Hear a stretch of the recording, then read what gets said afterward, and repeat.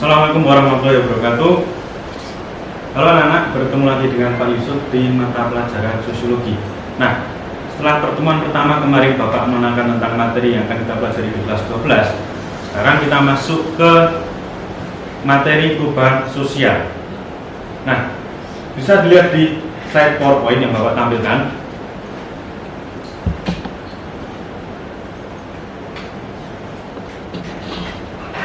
Nah, di bab perubahan sosial ini kita akan membahas 4 materi pokok mengenai dari pengertian perubahan sosial, kemudian faktor pendorong penghambat, bentuk-bentuk, sampai dari dampak perubahan sosial.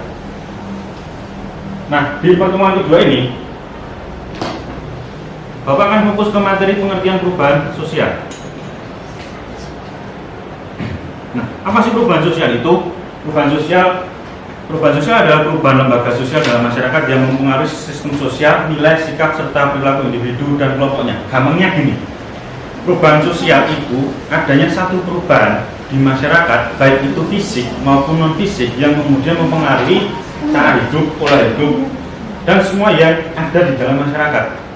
Nah, tadi kan Bapak bilang nih, ada yang kelihatan, ada yang nggak kelihatan.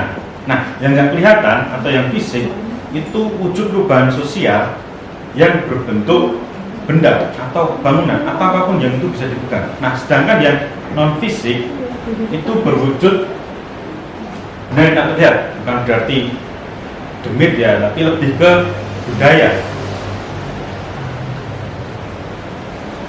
Nah, perubahan ini bisa diawali dari perubahan yang sifatnya kecil, simple, kemudian mempengaruhi aspek yang kompleks di masyarakat, ataupun bisa sebaliknya. Nah, untuk memahami perubahan sosial nih, ada 2 teori utama. Yang pertama itu teori siklus. Nah, seperti yang bisa dilihat di gambar ya, gambarnya muter-muter seperti itu, seperti pit. Nah, di sini ada tulisan primitif, tradisional, modern. Bukan berarti kok dari modern terus nanti balik ke primitif. Tidak. Dalam proses perubahan sosial itu nanti ada adaptasi. Nah, dari adaptasi ini tidak semua unsur-unsur yang kemudian berubah itu diambil semua. Dalam proses adaptasi tiap masyarakat berbeda. Jadi dalam proses perubahan sosial ada yang dipakai, ada yang tidak dipakai. Nah, di sini kan tertulis dari primitif, tradisional, modern. Kemudian kembali lagi ke primitif. Enggak selamanya seperti itu. Jadi contohnya gini, contoh nyata dari teori siklus ya. Selanjutnya, nah, Bapak menggunakan gambar yang atas itu gambar foto hitam putih dari orang yang cukur rambut. Ini kalau tidak salah gambar ketika Perang Dunia Kedua, dan yang bawah ada public figure David Beckham dengan potongan rambutnya. Kalau dilihat ini sama. Tapi 2 gambar ini atau 2 foto ini diambil di waktu yang berbeda, selisih hampir 100 tahun. Nah, ini membuktikan bahwa teori siklus itu nyata. Dulu potongan rambut, ini kalau nggak salah undercut ya, undercut yang kemarin sempat booming, sempat hype, itu ternyata pernah muncul di tahun 1920. Dan berdasarkan literatur, nanti bisa kalian cek Google ya, potongan undercut ini itu dulu justru digunakan oleh tentara, terutama tentara Nazi atau Jerman. Nanti bisa dicek di Google. Nah, berbeda dengan sekarang. Kalau sekarang potongan rambut seperti ini itu menunjukkan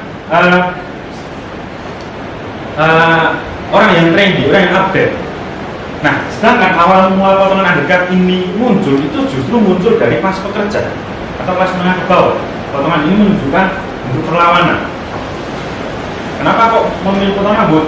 Agar mudah membedakan mana yang golongannya, mana yang bukan.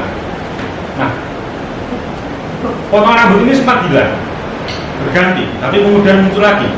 Nah, seperti yang saya bilang tadi, teori siklus pernah mutar, tapi nggak selalu kok yang modern kembali ke primitif. Contoh rambut ini, dulu potongan undercut dianggap sebagai potongan tentara dan potongan kelas bawah, tapi sekarang tren ini kembali lagi ke era Perang Dunia. Tapi nilainya beda. Kalau dulu ini lambang perjuangan, lambang ya kelas bawah. Nah, sekarang ini lambang apa ya? lambang trendy atau ini lambang update. Terus yang kedua ada pola perubahan sosial menurut teori linier. Nah, berbeda dengan teori siklus tadi. Kalau siklus itu kembali contoh yang tadi ya rambut ya. Kalau yang linier ini perubahan sosial yang polanya terus mengalami progresi atau perubahan ke arah naik atau ke arah yang lebih baik. Seperti yang diilustrasi ya dari primitif ke tradisional ke modern. Nah, perubahan ini tidak kembali seperti yang siklus, tapi cenderung melakukan perbaikan terus menerus, menghasilkan bentuk yang berbeda dan sifat kemudian nilai yang berbeda. Contoh nih, ini ada HP. Di sebelah bawah itu ada HP Siemens kalau nggak salah. Ini HP segede bata, pakai antena. Dulu kalau mau nelpon, orang harus ngeluarin antena dulu, nunggu sinyal baru bisa nelpon. Terus untuk dibawa pun juga susah, nggak bisa kok dimasukin celana, harus masuk tas. Terus nggak praktis juga, biasanya cuma untuk telepon dan SMS, belum bisa nyambung internet. Nah, kemudian telepon genggam ini mengalami perubahan dari tahun ke tahun sampai akhirnya di wujud yang kita pakai sekarang, dari yang telepon genggam sekarang menjadi smartphone atau gadget.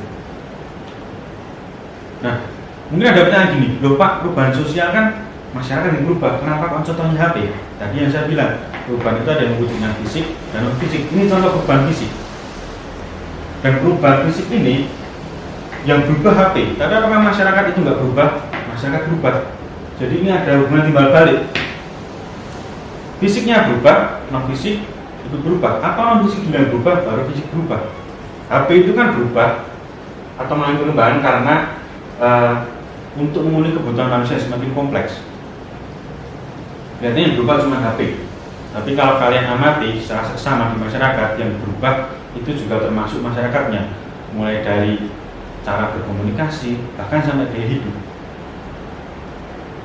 Bayangkan kalau perubahan HP gitu-gitu aja, hari ini kita tidak bisa order makanan lewat ojek online. Nggak ada tuh yang namanya GoFood, GrabFood atau coba bayangkan kalau misalnya HP nggak mengalami perubahan, wujudnya dari dulu gitu-gitu aja, kita nggak mungkin bisa kayak sekarang bisa dibikin foto kemudian upload ke Instagram atau TikTok. Mungkin kalau tidak ada perubahan HP, kita nggak bisa menikmati filter di TikTok atau Instagram. Terus lagi kita nggak bisa kok menikmati informasi yang sangat cepat menyebar. Ini kan HP cuma bisa buat telepon sama SMS. Beda dengan smartphone yang ada di gambar sebelah kiri kalian ya, kalau sebelah kanan kalian ya, kalau kalian lihat slide PowerPoint ini. Terus apakah cuma ini yang berubah? Tidak. Banyak kok sekitar kita. Contoh paling simpel lagi ya. Kita lihat sepeda motor. Dari awal ditemukan sampai sekarang, itu kan perubahannya linear. Terus apakah sepeda motor berpengaruh ke masyarakat? Iya, sangat berpengaruh. Jadi ini perubahan fisik atau benda pasti membawa dampak ke non fisik atau tadi yang saya bilang budaya, itu pasti. Nah, untuk pertemuan kedua ini sebagai bahan diskusi ya, silahkan cari contoh nyata atau contoh real dari teori linear dan teori siklus. Ini mudah, tinggal lihat sekitar, tulis, nanti upload di Google Classroom. Ini menyusun, nanti saya sampaikan kualitas kalian masing-masing. Nah, kalau ada pertanyaan, silahkan tinggalkan di kolom komentar atau langsung japri saya via WhatsApp. Saya ini kalian masih menyimpan nomor saya, atau kalau kalian lupa atau hilang, silahkan kontak kualitas masing-masing. Terus, oh ya, saya lupa kemarin di pertemuan pertama menyampaikan, ya saya menggunakan Classroom, tapi untuk penugasan saya tidak melulu kok kalian saya suruh tulis, enggak. Seperti yang kelas 10 kemarin, saya menggunakan media sosial yang lain, saya menggunakan Instagram. Jadi nanti siap-siap untuk hunting foto ya, karena seperti yang saya bilang tadi, materi kelas 12 itu lebih banyak praktek.